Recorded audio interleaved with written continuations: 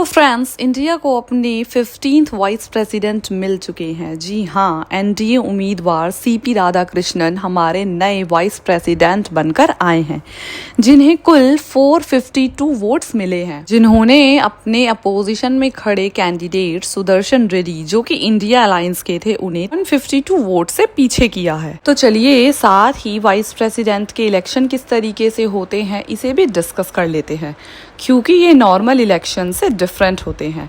Vice president को India की जनता के थ्रू डायरेक्टली इलेक्ट नहीं किया जाता, इनके लिए एक इनडायरेक्ट इलेक्शन मेथड अपनाया जाता है, जिसमें पहले एक इलेक्टोरल कॉलेज बनाया जाता है, जिसमें दोनों ही हाउसेस जो होते हैं वो पार्लियामेंट के, चाहे वो लोकसभा है और वो राज्यसभा है, उनके मेंबर्स पार्टिसिपेट करते हैं।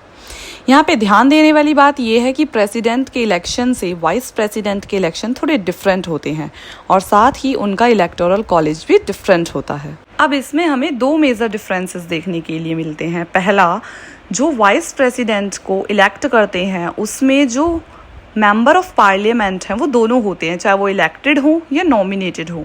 जबकि जब प्रेसिडेंट के इलेक्शन होते हैं तो उसमें केवल वही मेंबर ऑफ पार्लियामेंट वोट दे सकते हैं जो इलेक्टेड मेंबर्स हैं, यानी कि नॉमिनेटेड मेंबर्स जो होते हैं वो एक्सेप्शन होते हैं, वो वोट नहीं दे सकते।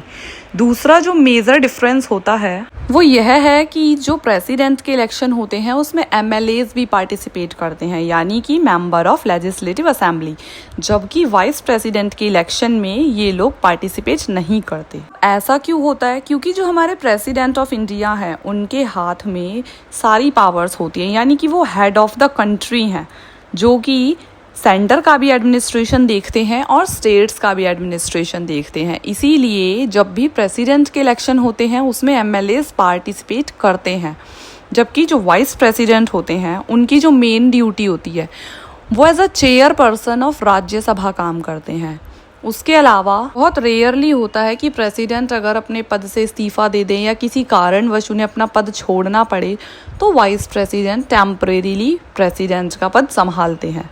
लेकिन क्योंकि उनकी बहुत ज़्यादा भूमिका नहीं होती है स्टेट्स के मामले में, इसीलिए एमएलएज वाइस प्रेसिडेंट के इलेक्शन में पार्टिसिपेट नहीं करते। बाकी दोनों के इलेक्शंस का जो तरीका होता है वो सेम होता है। वाइस प्रेसिडेंट और प्रेसिडेंट दोनों के ही इलेक्शन प्रोपोर्शनल रिप्रेजेंटेशन सिस्टम के थ्रू होते हैं, जिसमें एक सिंगल ट्रांसफरेबल वोट दिया जाता है। वोटिंग जो होती है वो सीक्रेट बैलेट के थ्रू होती है, जैसे पहले हम लोग भी वोट दिया करते थे जब तक ईवीएम मशीन्स नहीं आई थी। चलिए यहीं पे डिस्कशन को एंड करते हैं।